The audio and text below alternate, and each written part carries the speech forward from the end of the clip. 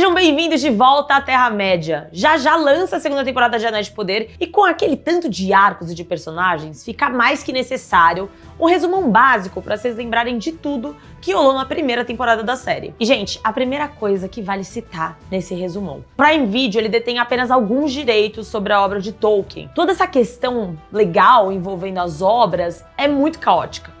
Existe uma limitação no que eles podem ou não usar. E onde que entra a treta? A adaptação que a gente tá vendo é sobre a Segunda Era da Terra-média. E as principais histórias dessa época estão nos livros O Silmarillion e Contos Inacabados, tanto de Númenor como da Terra-média em si. A Amazon não tem acesso legal a nada contido exclusivamente nessas publicações. Ao invés disso, eles podem adaptar lugares, personagens e eventos mencionados nos apêndices de Senhor dos Anéis, O Hobbit. Então é tudo muito bem limitado. Eu, Giovanna, particularmente acho que flexibilizaram algumas coisinhas de Silmarillion e Contos Inacabados, porque eu tenho quase certeza que, por exemplo, o nome Anatar, que é o nome adotado pelo Sauron nessa versão élfica, entre aspas, nunca foi mencionado nesses livros. Então acredito que o Prime Video pode não ter direito sobre o Silmarillion como um todo, mas é possível que tenha rolado um acordo com relação a aspectos específicos das obras publicadas que poderiam ser mencionados na série. No geral, isso seria uma ótima notícia, especialmente porque poderia significar que outros tópicos evitados,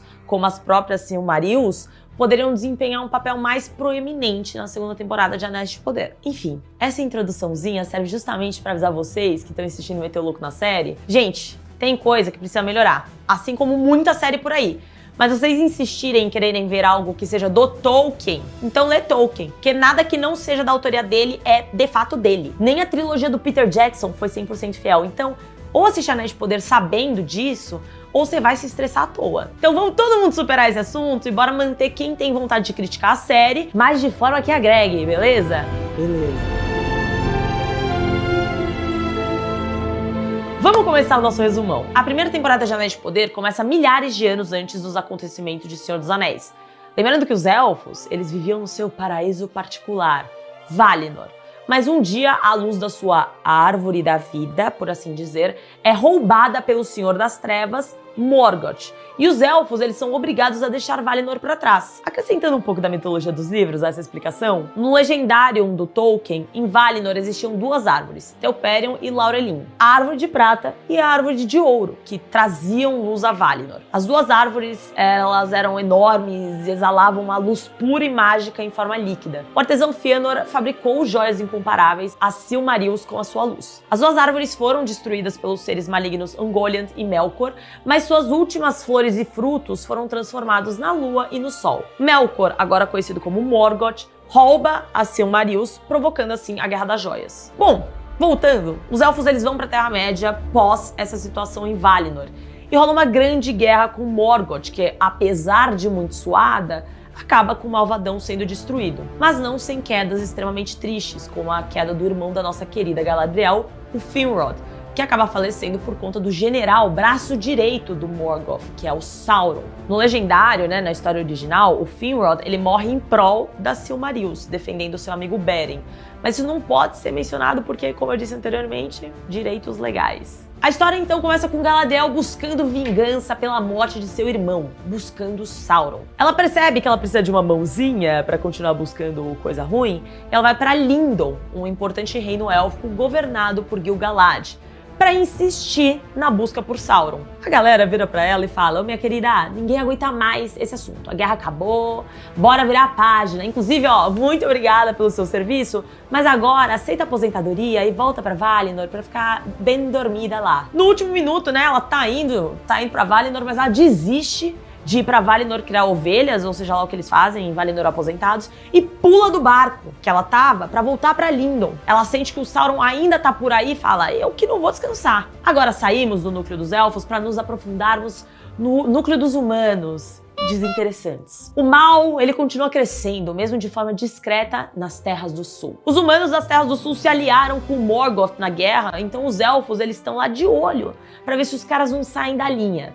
Esse é o job do elfo Arondir. Acontece que ele recebe um aviso pra trocar a fita também, que nem a Galadriel. e deixar a guerra de lado, porque realmente acabou. E é pra todo mundo aproveitar os tempos de paz. Uma pena, porque ele queria continuar trabalhando pra ver a Browning, a humana das Terras do Sul, que ele acabou se apaixonando. Quem nunca, né? Teve um crush no trabalho, na academia ou em algum lugar que impulsionava a ida, não é mesmo? Mas tudo certo, ele meio que arranjou uma desculpa pra ficar trabalhando, porque ele descobriu uma vila vizinha que foi completamente destruída, então tem algo estranho aí. A investigação não durou muito tempo, porque ele acaba sendo capturado por orcs. Top. Corta para outro núcleo, agora a gente volta para os elfos, mas estamos focados em Elrond, o melhor amigo da Galadriel, e Celebrimbor, o mestre ferreiro. O senhor Celebrimbor, ele quer construir uma nova forja absurda e especial para projetos futuros, mas eles não conseguiriam fazer esse projeto sozinho.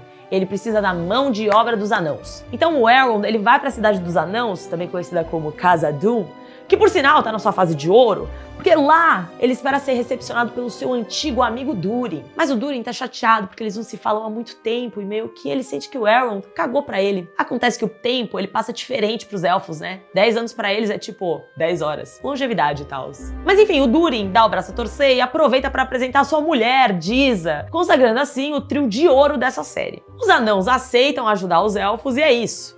Bora trabalhar. Depois, nós somos apresentados para outro núcleo, os pés peludos, pacíficos, pequenos e claramente ancestrais dos hobbits. Aqui seguimos a trajetória de Nori com a sua amiga Pop. Tudo segue na maior paz com essa galera, quando do nada um meteoro cai perto da vilinha dos pés peludos e aparece um homem pelado do nada. Será que é o Sauron? Será que é o Gandalf? Será que é o Saruman? Sabemos apenas que ele é meio que um homem senhor bebê. Ele não sabe falar, ele não sabe fazer as coisas direito, mas ele mexe com magia. Interesting. Voltamos pra Galadriel, que tá nadando há milênios, e por um acaso ela acha uma galera flutuando à deriva num pedaço de barco destruído. Entre essa galera está esse cara gato chamado Halbrand. Zero suspeito e tal. Acontece que um monstro do mar aparece e mata geral, deixando a dupla sozinha. Zero suspeito e tal. Como qualquer outro romance adolescente, essa dupla começa não se dando muito bem de início, mas a gente sabe que eles vão se pegar no final, ou não. Halbrand e Galadriel deram sorte e conseguiram resgate com um barco que os leva para a cidade de Númenor. A galera de Númenor se aliou aos elfos na batalha contra o Morgoth, então eles receberam essa ilha top de presente, mas o clima político tá meio anti-elfos, então a Galadriel e a rainha de Númenor, elas não se deram muito bem. Eles são recebidos pelos Númenóreanos com open hostilidade e descobrem que o Elendil, que é o capitão que os resgatou do mar, correu um grande risco ao ajudá-los, porque Númenor tinha barrado os elfos das suas terras. Porém, nem sempre foi assim, já que mais tarde no episódio é revelado que o primeiro rei de Númenor foi Elros, o amado irmão meio-elfo de Elrond, que escolheu ser um homem, mistificando ainda mais a aliança quebrada entre os dois povos. Númenor tá longe da Terra-média e nos Anéis de Poder o seu isolacionismo é mais proeminente do que na tradição de Tolkien em Silmarillion. A Amazon não tem os direitos sobre esse texto mais informativo, então a sua versão de Númenor tem que diferir da de Tolkien, particularmente no que diz respeito à extensa linha do tempo da Segunda Era. Ainda assim, o maior reino dos homens irá, invariavelmente, desempenhar um papel fundamental nos eventos de Anéis de Poder. E a sua animosidade para com os elfos é uma parte fundamental da história de Númenor. Para os Anéis de Poder, o ódio de Númenor pelos elfos foi construído ao longo do tempo por um ciúme da imortalidade dos elfos. Inicialmente, os Númenóreanos viam a sua mortalidade, a sua diferença em relação aos Valar e aos Eldar, como uma dádiva. Eles não desejavam entrar em Valinor como os elfos. Ao longo dos séculos, porém, eles começaram a temer a morte, procurando prolongar ou preservar suas vidas da maneira que pudessem. No geral, inveja foi a principal responsável por balançar essa relação. E nós aprofundando mais nessa galera, nós temos o Elendil, o capitão do navio que resgatou, Galadriel e Halbrand, que por sinal é pai de Isildur! Isildur! Pra quem não lembra do Isildur, ele é super famoso, né, parente do Aragorn, e um nome bem conhecido em Senhor dos Anéis. O Isildur é aquele típico filho que quer viver aventuras na Terra-média, mas o Elendil só quer que ele siga tocando a empresa da família. Enfim, enquanto estamos em Númenor, a Galadriel aproveita para dar uma fuçada na biblioteca de Númenor, já que ela tá lá dando uma volta e tal. E ela acaba encontrando o famoso símbolo do Sauron, que ela já tinha visto antes, enquanto estava na skin Busca por Vingança online. Nesse momento, ela descobre que não é apenas um símbolo, mas sim um mapa que indica as Terras do Sul. Coincidência, né? Porque o seu novo amigo tem um pacotinho com o símbolo da realeza das Terras do Sul. Zero suspeito. Dessa forma, cai a fichinha da Galadriel. O cara é rei, mas ele tá se passando por um homem qualquer. Realmente, aparentemente, o Halbrand é o rei que não quer ser rei das Terras do Sul, porque ele tem vergonha do fato dos seus ancestrais terem se juntado aos caras do mal durante a guerra envolvendo Morgoth. Voltamos para as Terras do Sul. Lembram que o Arondir tinha sido capturado pelos orcs? Pois é, ele tenta fugir da prisão, em uma cena que eu particularmente acredito ser irada, uma das mais legais da série, mas ele acaba sendo capturado e levado até o líder orc. Nossa, quem será que é esse? Será que é o Sauron? Não, meus amigos, esse é o Adar. Enquanto isso, os humanos desinteressantes que estão fugindo da ameaça dos orcs, já que a Brownie, ela avisou, né, geral, que o namorado foi capturado, que eles precisavam fugir, os caras estão ficando sem comida, né, que eles fugiram da vila, estão ficando sem comida. Daí o menino chato, o filho dela, ele volta pra vila pra procurar comida e acaba achando uma espada esquisita e claramente do mal. Nesse meio tempo, o Adar, ele deixou o Arondir ser liberado para passar uma mensagem para essa galera das Terras do Sul. Eles precisam se render. A Brownie veste a skin Tomb Raider, Ripley, Leia, qualquer outra personagem feminina foda que vocês possam imaginar e decide tomar as rédeas da situação. Ela diz que o povo deve lutar, mas nem todo mundo aceita bem essa sugestão. Enquanto a Brownie tá no discurso coach, tem um senhorzinho que vai contra a moça e decide, né, se juntar aos orcs. Voltando para os elfos, nós vemos as construções a milhão da Forja do Celebrimbor. Mas o Elrond, ele tá suspeitando que tem algo estranho nessa relação entre elfos e anãos. Que talvez a ligação que ele tenha promovido não tenha sido somente para a Forja. E realmente, não foi. A real é que enquanto eles estavam nas minas, os anãos acharam um tipo de metal novo chamado Mithril, um metal super importante e ao mesmo tempo bem perigoso. É importante por quê? Bom, vamos lá, o Gil-galad e o Celebrimbor revelam um grande segredo pro Elrond. Os elfos estão gradualmente desaparecendo. Vimos em Anéis de Poder que viver na Terra-média, longe da luz de Valinor, é ruim para a saúde dos elfos. E quando o brilho dentro deles desaparecer, os próprios Noldor aparentemente diminuirão. Existem duas soluções possíveis para essa situação. Retornar a Valinor e banhar-se na sua luz novamente, mas abandonar a Terra-média para o Sauron, ou encontrar uma fonte dessa luz em algum lugar da Terra-média. Mithril é essa fonte alternativa. E o Gil-galad, se ele conseguisse convencer os anãos a se desfazerem de material suficiente, eles poderiam permanecer na Terra-média por mais uns 3.000 anos. Para quem não se lembra, essa substância rara é o material com que a camisa do Frodo é tecida em O Senhor dos Anéis.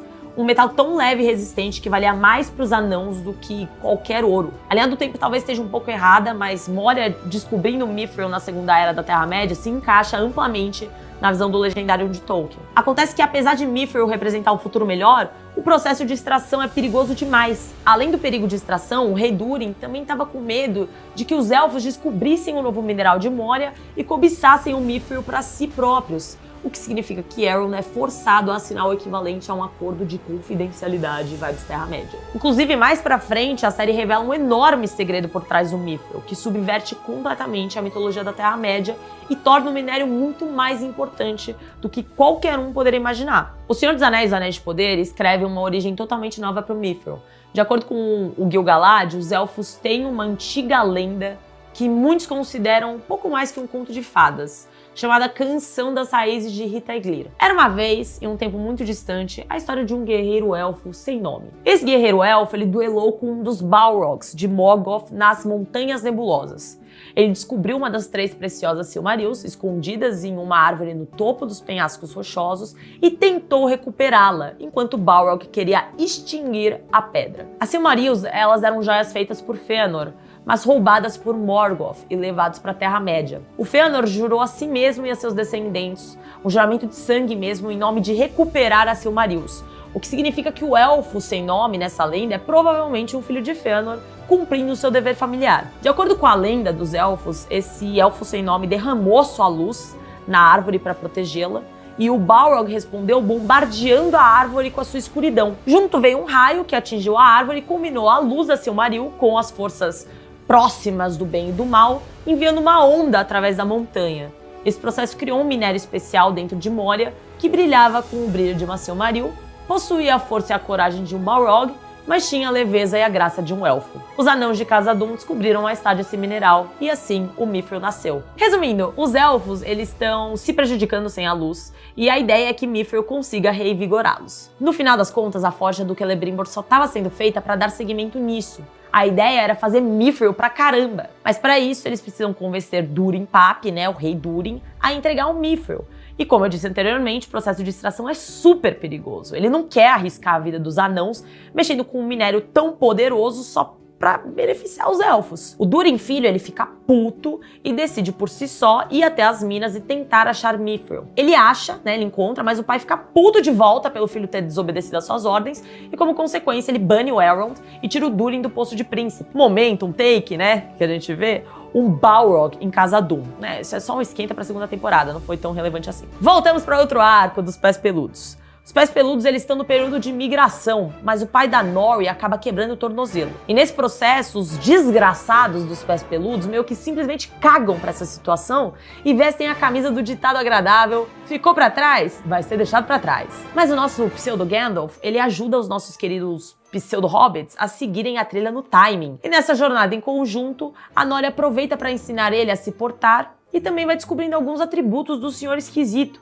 como o fato de que ele claramente tem um dom para magia. Acontece que com grandes poderes existem grandes responsabilidades e ele não consegue controlar esse dom direito. Cereja do bolo! Tem uma seita de gente esquisita que tá atrás do Senhor Esquisito. Voltando pro arco da Galadriel. Ela quer a ajuda de Númenor para salvar as terras do sul de Sauron, depois de ela ter descoberto o babado lá do símbolo do Sauron ser, na verdade, um indicativo das terras do sul. A Miriel diz que não pode ajudar porque a simples presença da Galadriel em Númenor é um mau agouro. Ela mostra uma Palantir pra elfa, pra quem não sabe, Palantir é como uma pedra vidente.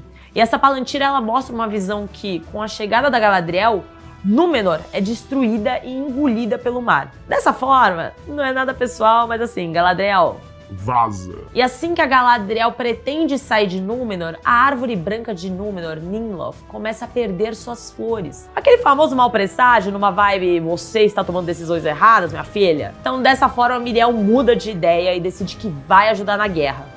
Mas o povo de Númenor, ele não tá muito feliz. E o Pharazôn, um político da cidade, ele acaba se valendo da situação para manipular o cenário, incentivando assim a galera a ir pra guerra e ao mesmo tempo impulsionando a sua figura política. E não é só isso.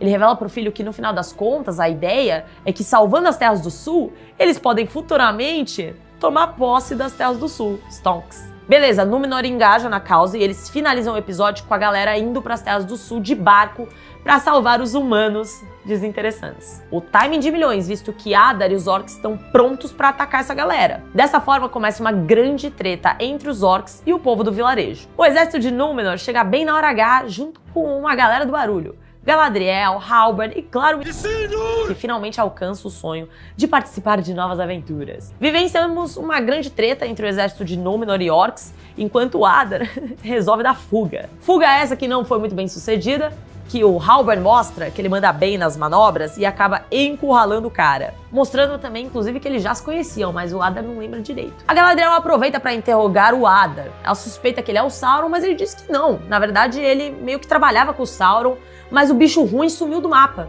Ele tinha o foco de buscar um poder um tanto quanto diferenciado, não o poder da carne, da pessoa em si, mas sim sobre a carne, algo que fosse capaz de manipular, influenciar e controlar os seres da Terra-média. Era esse o foco do Sauron. Com esse sumiço do Sauron, o Adar se responsabilizou por dar uma casa ao seu povo, os orcs. Em Senhor dos Anéis, o Saruman, ele diz que os orcs, eles eram elfos que foram corrompidos por poderes malignos, e o Adar diz que ele foi esse primeiro caso de elfo corrompido. Ele explica que só queria uma casa, na verdade. Basicamente, os orcs têm direito a uma vida como qualquer um. Mas a Galadriel tá tipo: fica quieto, meu filho, vocês são pura maldade e não merecem nada que não seja a morte. Bom, após esse momento da treta, as Terras do Sul estão aparentemente em segurança.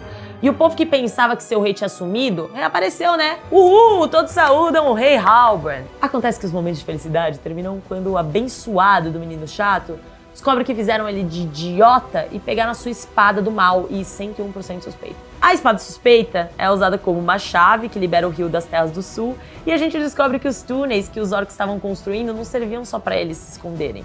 Era um trajeto para o rio se direcionar à montanha, que na verdade era um vulcão. E bum, temos a criação de Mordor. Bom, o desastre está feito e o ambiente realmente fica perfeito para os orcs, na casa mesmo, porque fica tudo extremamente escuro e eles não seriam afetados pela luz do sol. Temos alguns sobreviventes de todo esse caos, e alguns sobreviventes que acabaram tendo consequências graves, como a rainha de Númenor, a Míriel, que perdeu a visão. Isildur acaba se ferrando também, porque ele fica preso nos escombros de uma casa, o que faz com que seu pai Elendil pense que, na verdade, ele tá morto, o que não é o caso. A gente sabe disso pelo poder da vidência, barra o fato de que essa série é uma prequel, e o Isildur aparece vivo na primeira cena de A Sociedade do Anel. Os Númenóreanos vão recuar, né, depois de todo esse caos, mas a Míriel afirma que ela vai voltar com um exército ainda maior para ajudar na treta, e a Galadriel decide reunir os elfos também para embarcar nessa nova futura batalha. Os pés peludos, enquanto isso, chegam no lugar da migração e tá tudo um caos por conta da desolação das Terras do Sul. O Estranho até tenta ajudar, salvando algumas árvores e tal, mas ele perde o controle do seu poder e quase mata alguns pés peludos. Meio que ele é expulso por conta disso. Só que, plot twist, a magia dele realmente funcionou. E os pés peludos acordam com o local cheio de frutos e de felicidade. Infelizmente era tarde demais e o senhorzinho misterioso pseudo-Gandalf já tinha ido embora após a sua expulsão. Timing péssimo, porque as moças esquisitas da seita continuam procurando o senhor e ameaçam os pés peludos, porque elas sabiam que pseudo-Gandalf estava com eles. Elas tacam fogo em tudo, o que gera um momento de desesperança e desespero para os pequenos. Depois disso, né, depois desse luto, do fogo, rola todo um discurso feliz e meio coach do bando ficar junto e se unir nas adversidades. Isso faz com que a Nori caia na real que precisa ajudar o pseudo-Gandalf e vai atrás dele. Enquanto isso, o pseudo-Gandalf, Saruman, o Mago Azul, encontra as sacerdotisas esquisitas e descobre que, na verdade, elas não querem batalhar com ele, mas sim servi-lo. Elas acham que ele é o Sauron e elas dizem que vão levar ele nesse lugar especial, que tem uma constelação e ele vai encontrar seus poderes e sua verdadeira personalidade, blá, blá, blá. Mas lembra o que eu disse? Que a Nori acordou pra vida e resolveu ir atrás do senhor? Pois é, com a ajuda de outros pés peludos, a Nori encontra ele e meio que bota moral no cara, tipo, ei, meu querido, não escute o Eminem e suas emissárias, saiba que você não é o Sauron e você não é do mal. Ele acorda pra vida e resolve batalhar contra as sacerdotisas. Com a ajuda dos pés peludos, eles saem vitoriosos. Yay! Felizes peronomútil, porque o senhor pé peludo sábio morre. Agora voltamos para o arco dos elfos. Galadriel e Elrond se encontram para atualizar as fofocas, enquanto Halberd vai visitar a nova forja do Celebrimbor. Nisso, ele se voluntaria para ajudar o Celebrimbor a bolar uma forja que fosse capaz de espalhar o material de Mithril, né? Ele quer ajudar os elfos. Os elfos, eles têm um pouco de Mithril, mas bem pouco mesmo, já que o Durin Pai não ajudou muito.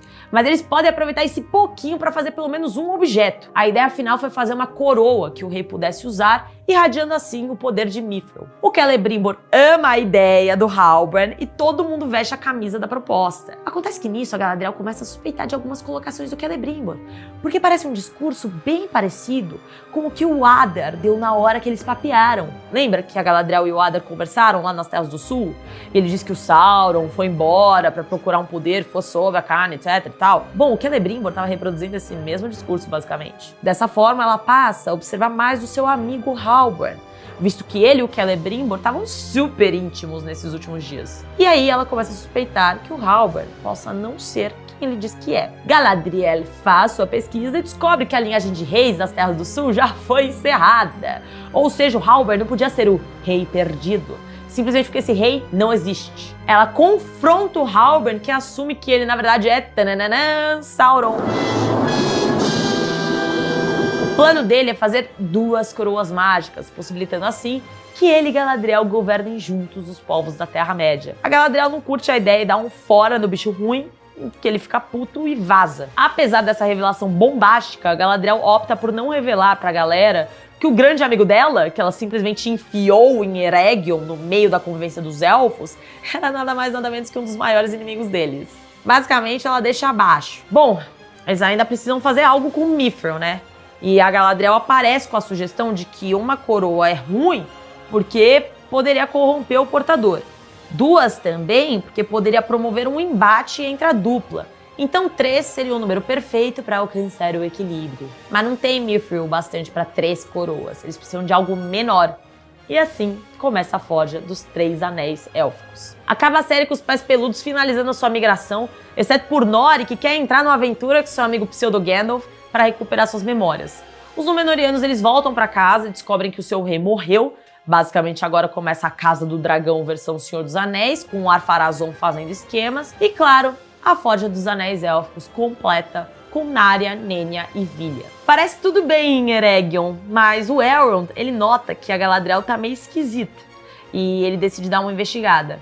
Nisso, ele também acaba descobrindo que o Halbrand mentiu sobre a sua identidade, percebendo assim que a Galadriel omitiu esse fato e segue lá dando pano pra manga na ideia do bicho ruim, né, de forjar a parada. O Elrond, pelo menos até o final dessa temporada, não abre a boca pra citar esse assunto, mas a gente não sabe o que virá na segunda temporada. Acabamos a primeira temporada com o nosso querido Sauron se dirigindo a nada mais, nada menos que Mordor. Momentos de tensão, rapazes, momentos de tensão. Caraca, isso aqui tá maneiro! Eu tô adorando, tô todo arrepiado. Nós tivemos a oportunidade de ver os 3 primeiros episódios da segunda temporada de Anéis de Poder e eu já adianto que tá lindo demais.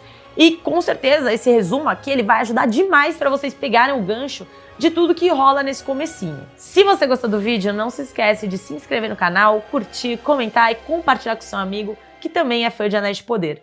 Lembrando que aqui, ó, no canal a gente vai ter muito conteúdo da série, também no Instagram, em todas as redes sociais. Então, fiquem ligados.